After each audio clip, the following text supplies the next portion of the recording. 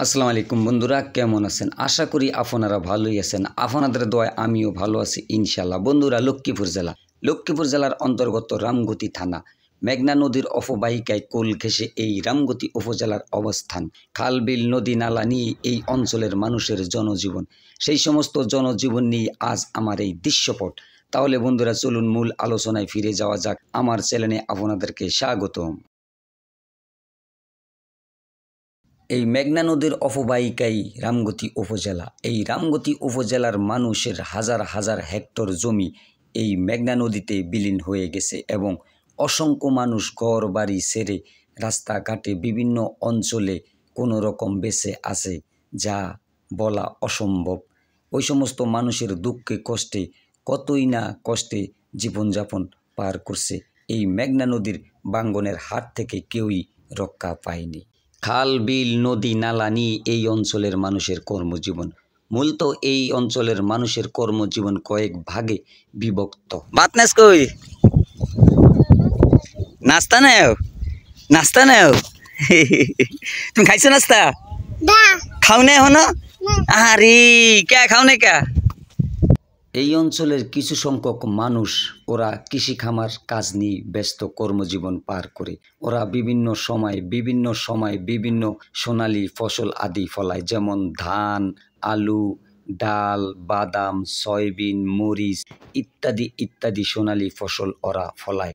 সোনালী ফসলের সবুজে মাঠে যখন সুন্দর ফসল হয়, তাদের মুখের খুব সুন্দর হাসি। এই রামগতি উপজেলা অঞ্চলেরই অনেক সোনালী ফসল বাংলাদেশের নক্ষত্র হিসাবে উজ্জ্বল একটি মুখ। এই অঞ্চলের কিছু সংখ্যক মানুষ আছে, ওরা নদীর সাথে জড়িত। ওরা নদীর সাথে জড়িত বলতে নদীতে বিভিন্ন প্রকারের বিভিন্ন রকমের বিভিন্ন মৌসুমে বিভিন্ন রকমের মাছ ধরে থাকে। ওরা এই সমস্ত কাজে নিয়োজিত। সংসার এবং জীবিকার তাগিদে ওরা নদীতে ছুটে যায় বিভিন্ন রকমের মাছ ধরতে। ওদের প্রধান মাছ ধরার প্রধান নেশা হলো ইলিশ, পোয়া মাছ এবং বিভিন্ন প্রকারের বিভিন্ন মডেলের মাছ।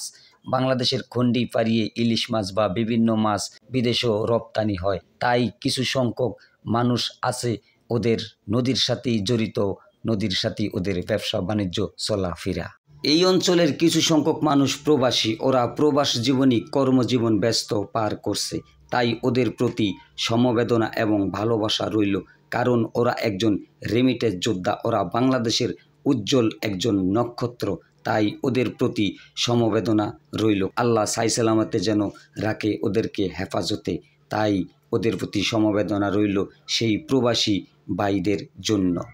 এইসব অঞ্চলের কিছু সংখ্যক মানুষ আছে, ওরা ব্যবসা বাণিজ্যর সাথে জড়িত। যেমন এইসব অঞ্চলে যে সমস্ত সোনালী ফসলাদি ফোটে বা মাছ হয়, ওই সমস্ত জিনিসগুলা নিয়ে ওরা বাংলাদেশের বিভিন্ন বড় বড় শহরে এমনকি বিদেশের মাটিতেও রপ্তানি করে থাকে। তাই এই সমস্ত অঞ্চলের মানুষ সুযোগ ও সময় বুঝে বিভিন্ন মৌসুমে বিভিন্ন ব্যবসা বাণিজ্যর সাথে ওরা জড়িত। তাই ওদের জীবন জীবিকা এভাবেই চলে। এই রামগতি উপজেলায় গ্রামগুলোতে প্রবেশ করলে বা গ্রামে হাঁটলে গ্রামের আঁকাবাঁকা মেঠোপথ এবং গ্রামের সৌন্দর্য দেখে, গ্রামের মনোমুগ্ধকর সৌন্দর্য দেখে যে কেউরই মন ভরে যাবে। কারণ গ্রামের লোকেশন এবং সৌন্দর্য দেখে সবারই মন কাড়ে এই গ্রাম অঞ্চলের দৃশ্য মনোমুগ্ধকর অঞ্চলগুলাতে। গ্রামের মনোমুগ্ধকর পরিবেশ এবং কোলাহল দেখে হৃদয় ছুঁয়ে যাবে। মনে হবে যে হৃদয়ে মাটিয়ে মানুষের সাথে মিশে হাহাকার হই এই গ্রাম অঞ্চলের মানুষের সাথে। খুবই সৌন্দর্য এইসব অঞ্চলের গ্রামগুলাতে, মনোমুগ্ধকর পরিবেশ, দৃষ্টিনন্দন আকর্ষণ। বন্ধুরা, ভিডিওটি যদি আপনাদের একটু ভালো লেগে থাকে তাহলে লাইক, কমেন্ট, শেয়ার ও সাবস্ক্রাইব করবেন অবশ্যই। আজকের মতো আমি বিদায় নিচ্ছি। মোহাম্মদ হান্নান হাওলাদার। দেশ ও জাতিকে ভালোবাসবেন। দেখা হবে অন্য কোনো ভিডিওতে। আসসালামু আলাইকুম। আল্লাহ হাফেজ।